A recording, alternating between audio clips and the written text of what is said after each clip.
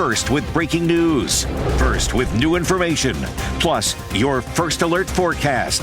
19 News starts now with a breaking news alert. We continue to follow breaking news, tragic news. A 15-year-old girl shot and killed.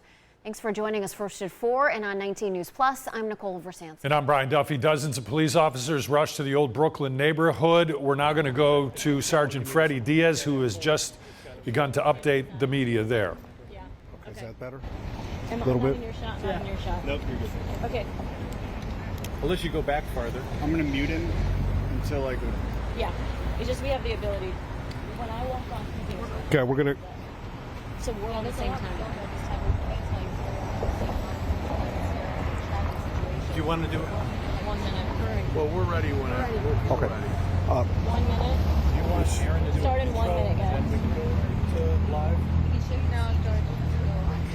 She's got to go, lady. Oh, go. She's talking. I'm going to. Okay, we're going to continue to wait for Sergeant Diaz to begin an explanation. Whatever he can tell us, of course, they're going to be very soon, Nicole, into this investigation. So they're not going to be able to give us many details other than the facts that we know that a 15-year-old girl has been shot and killed in this old Brooklyn neighborhood. Again, we are standing by. This is the Cleveland Public Information Officer, Sergeant Diaz, who is going to give us an update. Our biggest question is a suspect in custody? Do we know who did this? Let's listen in.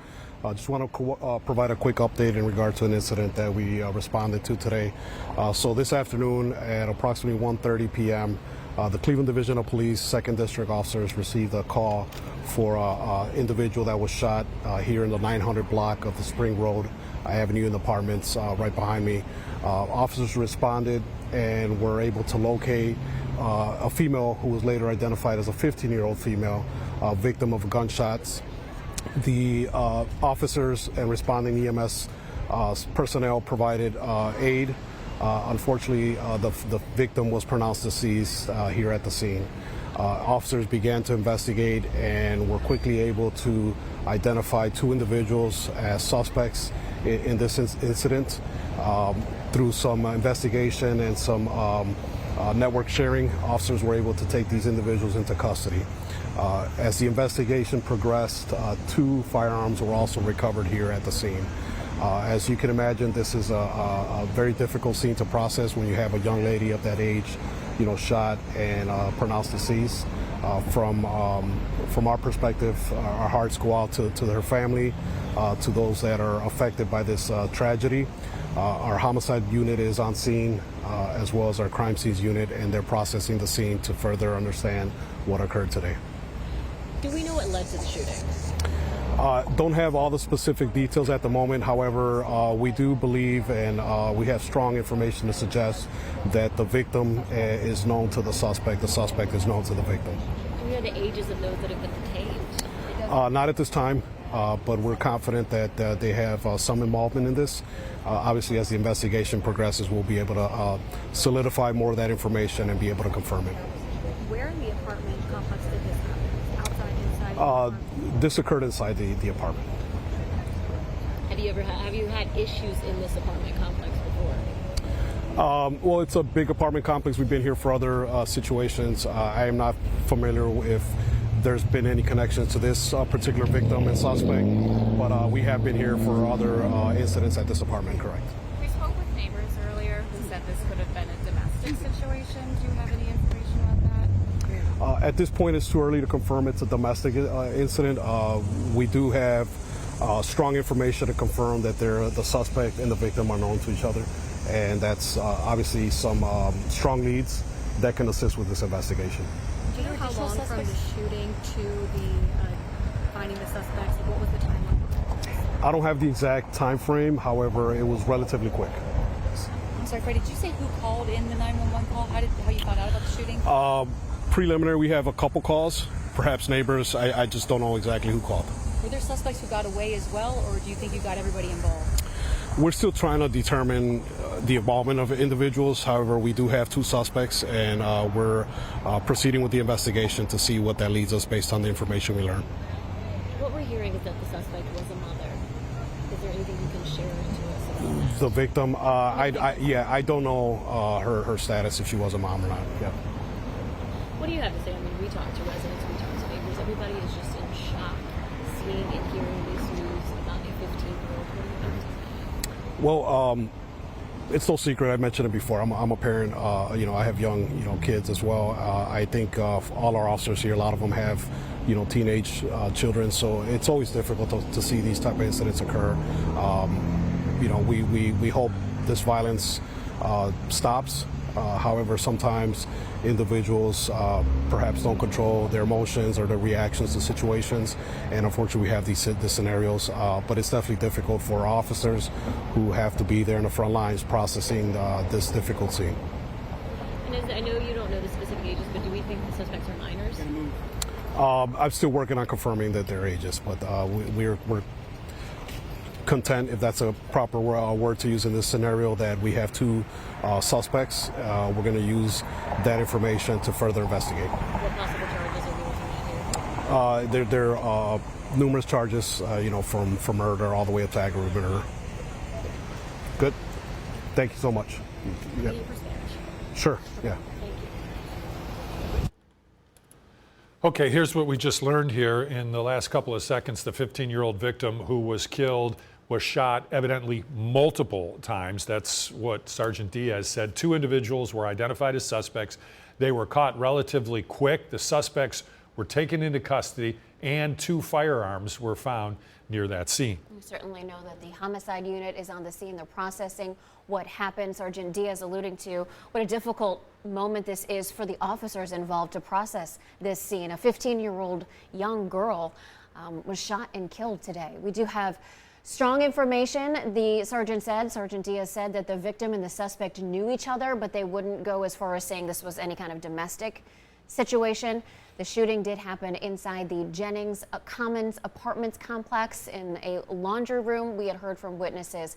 This, of course, in Old Brooklyn. Will certainly continue to follow new developments. Now your 19 First Alert forecast, certified most accurate since 2004. We've been tracking a few showers across the area this afternoon. This is not rain that is going to have a huge impact, I don't think, on a lot of folks. Now, at this point, we're really starting to dry things out and bring back more clear sky and sunshine as we wrap up the day on Thursday. This is going to carry us into a beautiful day for tomorrow, but we do want to give you the first alert to some storms possible on Saturday. So Saturday is now a 19 First Alert weather day as we track that potential for strong to severe weather. You'll notice on Doppler radar right now, most of the more organized showers continue to push down to the south, though we do have a couple stray showers that have tried to hold together as this boundary continues to sink to the south. Outside of that, if you are north of this boundary, which essentially a lot of the northern half of our viewing area is, your rain chance is pretty much done for the rest of today. We'll walk you through new data for your weekend coming up in a bit. Now your 19 First Alert traffic update. Traffic is building in the usual spots right now, right at the intersection of I-480, I-271, and US 422. We're starting to see some slow traffic, especially in the westbound lanes here. We're going about 12 miles an hour.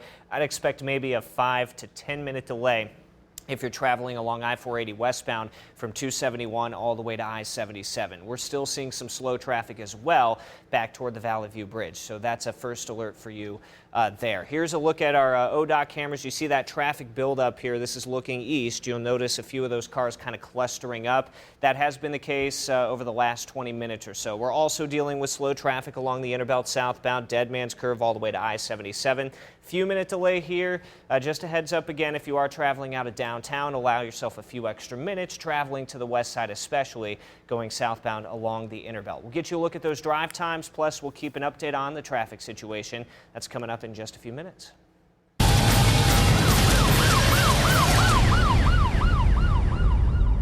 Well, it's time for Cuyahoga's Most Wanted. Every week we feature 3 fugitives who are on the run. They are innocent until proven guilty, but they need to be in a courtroom and not on our streets. Sandaros is back with the second of 3 cases today. I don't think there's any good place on the body to be stabbed, and while I'm no medical expert, I think being stabbed in the rear end is probably maybe preferable. Let's get to the case of Eric Robles.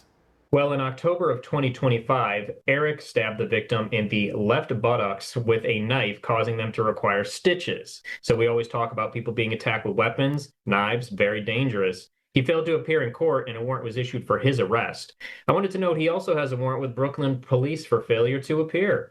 He is 6'3" and 160 pounds and was last known to be staying in the 8200 block of Crum Avenue in the city of Cleveland. Detective, we do this to clean up our streets. Let's get the fugitives into a courtroom. We do it to get justice for victims, even if in this week's case there are animal victims.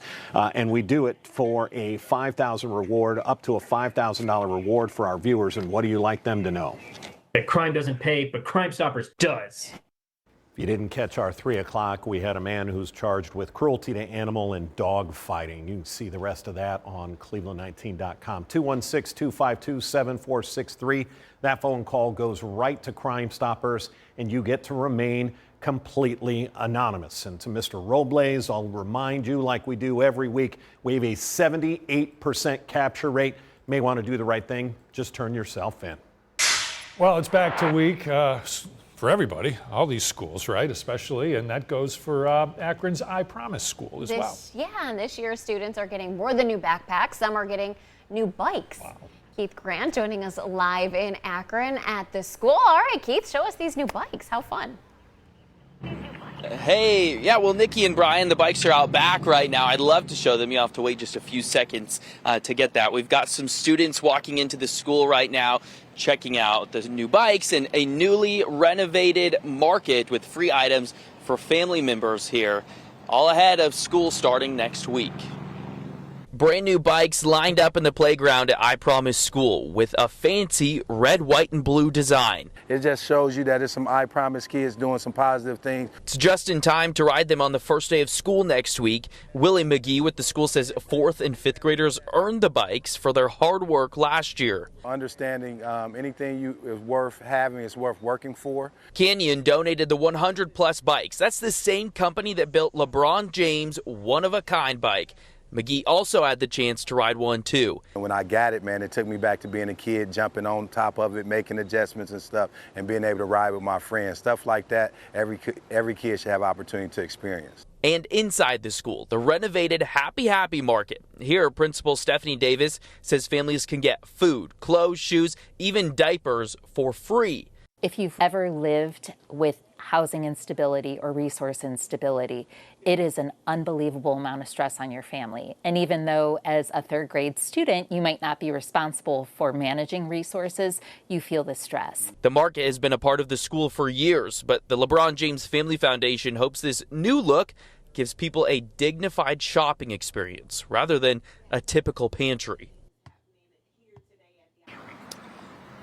All right, it's year 9 for the I Promise School. Can you believe that? Almost a decade it's been open here in Akron. There's roughly 500 students that will walk into the school next week, August 27th. 120 3rd graders walk in for the first time. In Akron, Keith Grant, 19 News. All right, let's get to your top 4 at 4. A 15-year-old girl is dead after a shooting in Cleveland's Old Brooklyn neighborhood this afternoon. This happened on Spring Road around 1:30. Her name has not yet been released. The victims, officers arrested 2 suspects. They found 2 guns. Police believe the victim and the suspect knew each other. The Supreme Court just upheld the death sentence for a man who went on a killing spree in 2017. George Brinkman went on the run after killing his friend Suzanne Taylor and her daughters, Taylor and Kylie Pfeiffer. Happened inside their North Royalton home. He took off to a home in Lake Township, then killing Jean and Bobby John, also his friends. This ruling was specifically for the North Royalton murders. Frustration over power outages. First Energy says parts of the electric system serving Lakewood and Cleveland's west side are among the oldest in the area. First Energy says it started investing to rebuild the power grid. Cleveland Councilman Tom Bullock says that Lakewood's grid needs to be replaced. A job Bullock says could cost hundreds of millions of dollars and take 7 to 9 years. Breaking Cavs news today. James Harden and the Cavaliers agreed to a 3-year, $97 million contract that is going to keep the former MVP in Cleveland through the 2029 2030 season. Harden turns 37 next week. He joined the Cavs ahead of the trade deadline last year, helped Cleveland reach the Eastern Conference Finals. More than 80 million Americans from coast to coast are under heat alerts again today. Yep. The oppressive heat dome is bringing triple-digit temperatures and humidity across states from Carolina to North Carolina. Temperatures in Phoenix topped 110 degrees Wednesday with overnight conditions hovering in the 80s. People and pets have been flocking to a 24-hour cooling center in the city for relief. We need these indoor cooled places for people to be able to go, to be able to access air conditioning, water, cooling towels, sunscreen, things that will help them remain cool, whether they're inside or outside. In Garland, Texas, near Dallas, it was over 100 degrees for 9 days straight. A 5-year-old girl died Tuesday after she was left inside a car. Forecasters expect the extreme heat to continue to grip parts of South, Central, and the West Coast. We continue to follow breaking developments. Tragic news: a 15-year-old girl was shot and killed this afternoon. Dozens of police officers rushed to the Old Brooklyn neighborhood. Brittany Weir has been there all afternoon for us, joining us live now with what she's learned. Brittany. Brian and Nicole, we just spoke to the Cleveland police, and they did confirm for us that 15-year-old who was sadly shot and killed here this afternoon, she did know that suspect. We are here at the Jennings Commons right off of Spring Road near the Jennings Freeway, and you can see there is still an active scene here behind us. Now, we're told this shooting, it did happen just after 1 p.m. this afternoon inside this apartment complex. Again, this is Jennings Commons off of Spring Road. There's still about half a dozen police cars here and police tape. A very emotional scene. Neighbors coming out, shocked. They told us they can't believe what happened here this afternoon. They were in tears. Now, we are told that 2 suspects have been taken into custody, and they did find 2 weapons on those suspects as well. But again, a young 15-year-old girl shot and killed here this afternoon. Here's what Cleveland police had to say. As you can imagine, this is a very difficult scene to process when you have a young lady of that age, shot and pronounced deceased. From our perspective, our hearts go out to her family, to those that are affected by this tragedy. Now, we did ask the specific relationship between the suspect and the victim, but police could not confirm that for us at this time. Again, this is a very fresh scene. This shooting happened just at 1 o'clock this afternoon, so it's still developing. They are still investigating. But again, 2 suspects are in custody. We know they are males, and they did find 2 weapons on those suspects. We're going to continue to stay out here and bring you more updates, but we have all of that information for you on our website at cleveland19.com. But for now, live in Old Brooklyn, Brittany Weir, 19 News. Brittany, thank you for that update. Also breaking at this hour, severe storms continue to impact the Midwest. There is tragedy in Columbus. A homeless camp was flooded. At first, 7 people were reported missing. 2 people were rescued. 5 people are still unaccounted for. Also breaking, heavy rain drenching the Lake Laramie area of western Ohio, flooding some parts of the dam and state park in Minster. A number of areas near and north of the 70 corridor are getting between 3 and 6 inches. With the ground just so saturated, there is a lot of flash flooding. Hundreds turned out today in Massachusetts to show support for Lindsay Clancy. She is the mother accused of killing her 3 children. Bradley Blackburn reports as the trial winds down, only 1 witness was called to the stand today. She said to me as I held her hand to comfort her, "I am so glad my children are safe." Jurors in Lindsay Clancy's murder trial heard from chaplain Sheila Kavanaugh, who met Clancy in Brigham and Women's Hospital shortly after the mother killed her 3 children and tried to take her own life. She alluded to having heard a voice, and the voice, according to Lindsay, told her that if she did not follow the command, neither she nor her children would be safe. On cross-examination, prosecutors pressed Kavanaugh about why she never mentioned Clancy's hallucinations in her detailed notes. I'm not there to evaluate the patient. I'm there to bear witness to their suffering. Okay, but the question was, you did not document those statements in your notes, correct? Correct. The defense is nearing the end of its case after calling on multiple medical experts this week. The ultimate issue is her state of mind. Defense lawyers argue Clancy was over-medicated and suffering from postpartum psychosis at the time of the tragedy, while prosecutors claim she acted intentionally. The government in this case bears the burden of showing that she acted not only in a premeditated way, but also with criminal responsibility. Earlier in the day, hundreds of Clancy supporters, many wearing pink, gathered outside the courthouse, marking the largest public turnout since the trial began. It's heartbreaking to see what she's suffering right now, and so many women in the world go through this. They say they stand in solidarity with the Massachusetts mother and hope attention to the case will ultimately improve maternal mental health care for other women who need help. Bradley Blackburn, CBS News. So the judge and the attorneys worked on final instructions for the jury after the panel was dismissed. The defense plans to call its final postpartum psychosis expert to the stand tomorrow. Closing arguments are expected early next week.